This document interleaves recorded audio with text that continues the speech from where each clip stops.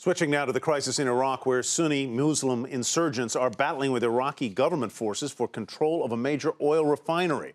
With oil facilities now the target of militia groups, ExxonMobil has reportedly carried out what it called a major evacuation of its workers from Iraq, while British oil giant BP evacuated about a fifth of its workers. And late today, President Obama met with a bipartisan group of lawmakers discussing possible U.S. military options in Iraq, including airstrikes, drone attacks, and U.S. special forces being sent to help train Iraqi troops.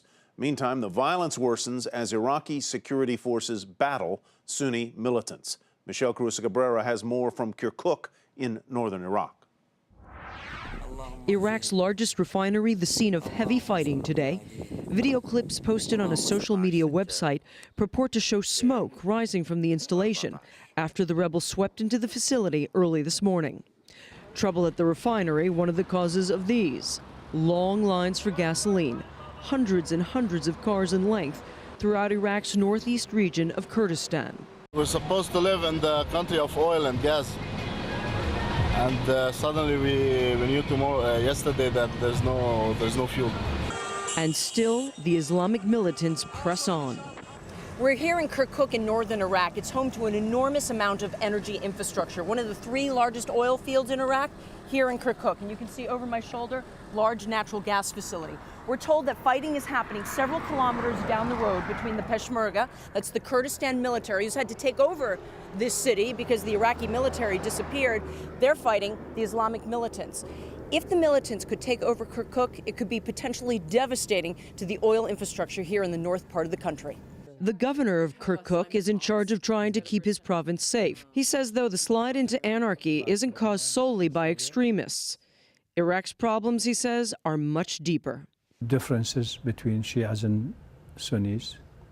It's not just differences, it's very deep hatred, actually. I mean, can't any longer believe people say, well, that's not true, it's just a group of fanatics and all that. It's not. Governor Karim lived in exile in the United States for decades, where he was a successful neurosurgeon in the D.C. area.